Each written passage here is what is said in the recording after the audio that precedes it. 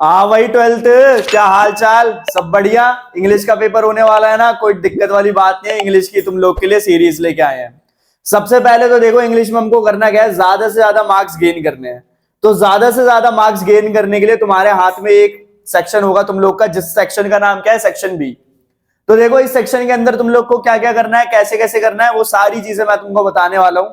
बस इस प्लान के ऊपर स्टिक करते रहना तुम लोग के इंग्लिश के नंबर भी अच्छे आएंगे। क्यों? परसेंटेज बनानी है। परसेंटेज बनाने के लिए तुम लोग के पास जो लैंग्वेज है इंग्लिश, उसके नंबर तुम्हारे पास अच्छे होने चाहिए। ठीक है, अब बात करते हैं सबसे पहले सेक्शन बी की। तो सेक्शन बी देखो, तुम लोग का 18 नंबर का आ रहा है। ठीक है, ये बात पूरी दुनिया को पता है, ये बात मुझे भी पता है, तुम्हें भी पता है। राइटिंग सेक्शन में कभी भी पूरे नंबर मिलने वाले नहीं है।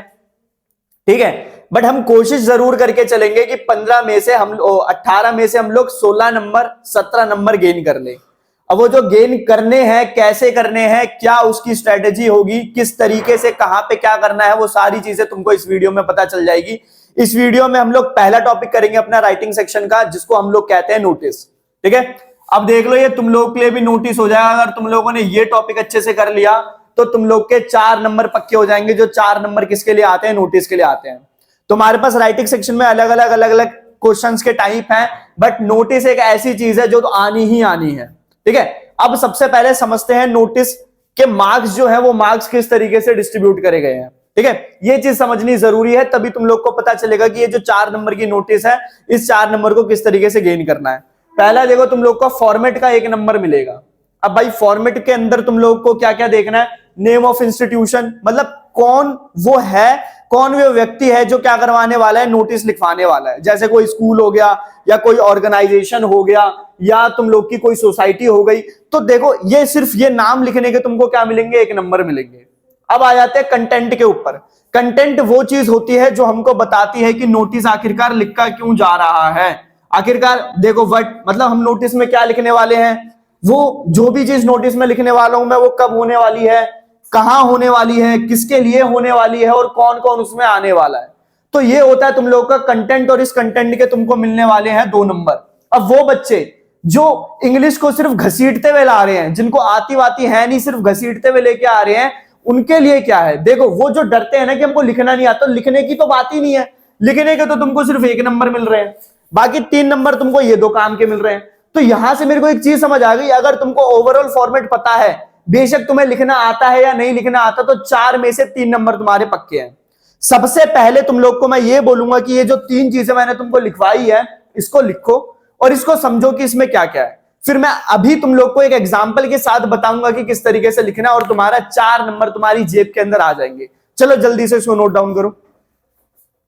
तो फॉर्मेट में तुम लोग को समझाने वाला हूं। बॉडी हम लोग की बन रही है, ठीक है, बट इस वाली बॉडी की बात नहीं करनी है अभी। पहले 12th पास कर लो, फिर बनाते रहना। तो हम किस वाली बॉडी की बात कर रहे हैं? इस वाली बॉडी की बात कर रहे हैं। देखो, अभी मैं तुम लोग को ना नॉर्मल एक फॉर्मेट समझाऊंगा, इसके बाद एक क्वेश्चन मैं खुद करवा के दूंगा। मुझे पता है तुम लोग बोलोगे भैया क्वेश्चन करवाओ, तो मैं किस लिए मैं करवा के दूंगा। ठीक है, देखो, सबसे पहले हम लोग सबसे ऊपर क्या लिखेंगे? नेम ऑफ इंस्टीट्यूशन, कि कौन है वो व्यक्ति जो ये नोटिस लिखवा रहा है। स्कूल भी हो सकता है, ऑर्गेनाइजेशन भी हो सकता है, सोसाइटी भी हो सकती है, मैं भी हो सकता हूं।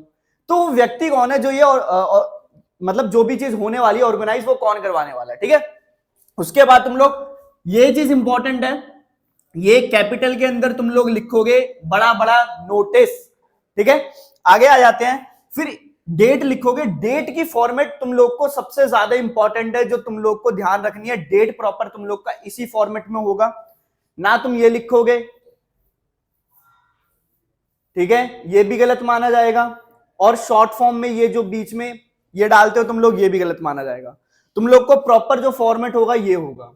इसके बाद तुम लोग लिखोगे सब्जेक्ट। ठीक है, सब्जेक्ट क्या होगा, कैसे लिखा जाएगा, वो भी मैं तुमको बताने वाला हूं।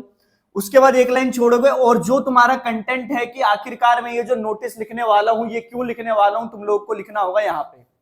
ये बॉक्स नहीं बनेगा, ठीक है, ये तो मैंने बना दिया तुम लोग को पता चलने के लिए कि तुमको क्या क्या चीजें लिखनी है। लास्ट में तुम लोग का नेम आएगा, कि वो व्यक्ति कौन है जो किसके बिहाफ पे ये नोटिस लिख रहा है। जैसे मान लो राहुल लिख रहा है, ठीक है, वो क्या है, स्कूल इंचार्ज है, तो नीचे उसकी डेजिग्नेशन आ जाएगी स्कूल इंचार्ज। ठीक है, तो ये चीजें तुमको करनी है। बट एक चीज और, बहुत सारे बच्चे ऐसे होते हैं ना जो बोलते हैं कि भैया लाइन कहां छोड़नी है, मेरे को ये चीज समझ नहीं आती। देखो फंडा ऐसा है, सीबीएसई ने कोई प्रॉपर फॉर्मेट दे नहीं रखा, तो उसको ये मतलब नहीं है कि लाइन कहां छोड़नी है कहां नहीं छोड़नी। लाइन छोड़ने का सिर्फ एक पर्पस होता है कि तुम्हारा जो नोटिस है वो साफ सुथरा होना चाहिए और कम शब्दों में होना चाहिए और ज्यादा समझ आना चाहिए। कम शब्दों में ज्यादा बातें तुमको समझानी है और साफ सुथरा होना चाहिए। साफ सुथरा रखने के लिए हम लोग लाइन छोड़ते हैं। तो मैं ये रिकमेंड नहीं करूंगा तुमको कि कहां लाइन छोड़नी है कहां नहीं छोड़नी। देखो ये तीनों चीजें तो तुमको साफ सुथरी दिख जाएंगी। ऊपर तुम्हारा नेम ऑफ इंस्टीट्यूशन हो गया, नीचे नोटिस हो गया और साइड में तुम्हारा क्या आ गया, डेट आ गया। सब्जेक्ट तुम लोग बड़ा बड़ा लिखोगे तो वो भी एकदम साफ सुथरा दिखेगा। तो उसके बाद मैं रिकमेंड तुमको करूंगा कि एक लाइन छोड़ो, सब्जेक्ट लिखने के बाद एक लाइन छोड़ो, ये जो एरो तुमको रिसेंबल कर रहा है, उसके बाद अपनी बॉडी लिखो, बॉडी लिखने के बाद एक लाइन छोड़ो, उसके बाद नेम और उसके नीचे डेजिग्नेशन लिखो, काम खत्म। कोई झमेला नहीं, लाइन कहां छोड़नी है कहां नहीं छोड़नी, एक जगह छोड़नी है, कहां पे, सब्जेक्ट के नीचे। ठीक है, काटा पीटी बिल्कुल भी नहीं करनी है। तो ये वाला फॉर्मेट एक बार अपनी कॉपी में नोट डाउन कर लो। इसके बाद मैं तुमको एक एग्जांपल करके दिखाऊंगा कि किस तरीके से आंसर करना है और फिर ये खत्म कर लेंगे हम लोग। क्या नोटिस और 4 नंबर हमारे आ गए। चलो इसको देखो पहले भाई। तो देखो तुम लोग को मैंने फॉर्मेट बता दिया था। अब जरा शुरू करते हैं इसको समझने के लिए। यहाँ पे नेम ऑफ द इंस्टीट्यूशन क्या है, जैसे new Delhi public school, NDP वाले स्कूल वाले ये चीज लिखवा रहे हैं, समझ जाना। नोटिस यहाँ पे मैंने तुम लोग को पहले बता दिया, लिखना है तो लिखना पड़ेगा। डेट ऐसे ही बोली थी तो ऐसे ही लिखना है तुम लोगों को। अब यहाँ पे आ गया हमारा सब्जेक्ट। सब्जेक्ट में एक चीज जरा गौर करना कि सब्जेक्ट में जितने भी वर्ड लिखे हैं उन सारे वर्ड्स के जो फर्स्ट लेटर है वो क्या है, कैपिटल है। ये चीज तुमको भी ध्यान रखनी है। ऐसा मत करना कि सबको कैपिटल कर दिया या सबको स्मॉल कर दिया। भाई हमको क्या करना है, सारे वर्ड्स के पहले जो लेटर होंगे वो होंगे कैपिटल, बात खत्म। एक लाइन छोड़ी। अब देखो मैं एक ट्रिक बता देता हूं तुम लोगों को, जो बच्चे थोड़ा डरते हैं इंग्लिश से, उनको क्या करना है, ये जितनी भी चीजें अंडरलाइन नहीं करी गई है ये चीज तुम लोग याद कर लो। जैसे ये जो नोटिस लिखा गया है वो कैसे लिखा गया है, this is to notify that our school proposes to organise a magic show on 20 March 2025 at the school playground.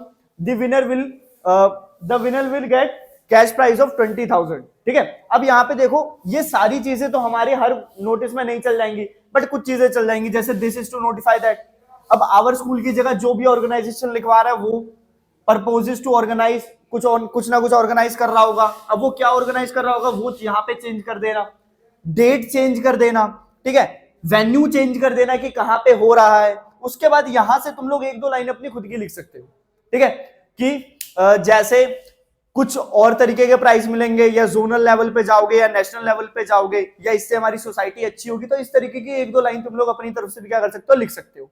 Last line तुम्हारी बहुत इंपॉर्टेंट है, इसलिए मैंने यहाँ पे ऐसे मार्क कर रखा है, ये तुम लोग को याद होना चाहिए। ठीक है, जितने भी इंटरेस्टिंग लोग होंगे, ठीक है, इंटरेस्टिंग की यहाँ पे स्पेलिंग आई थिंक गलत लिख दी है, जितने भी इंटरेस्टिंग लोग होंगे वो क्या करेंगे, वो अपने नाम को दे देंगे अंडर साइन को, मतलब वो बड़ी अथॉरिटीज को, मतलब जो लोग इस चीज को ऑर्गेनाइज करवा रहे हैं उन लोग को जाके अपने अपने नाम दे दो। तो यहाँ पे मान लो अगर सोसाइटी वाले करवा रहे हैं तो स्टूडेंट थोड़ी ना नाम देंगे, तो सोसाइटी मेंबर नाम देंगे। तो ये थोड़ा सा आइडिया रख लेना अपने दिमाग में कि फॉर्मेट तो ये चल जाएगा, बट क्या क्या चीजें मेरे को चेंज करनी पड़ेंगी वो चीज मैंने पहले से ही अंडरलाइन तुम लोग की कर दी है। लास्ट में एक लाइन छोड़ के नाम लिखो।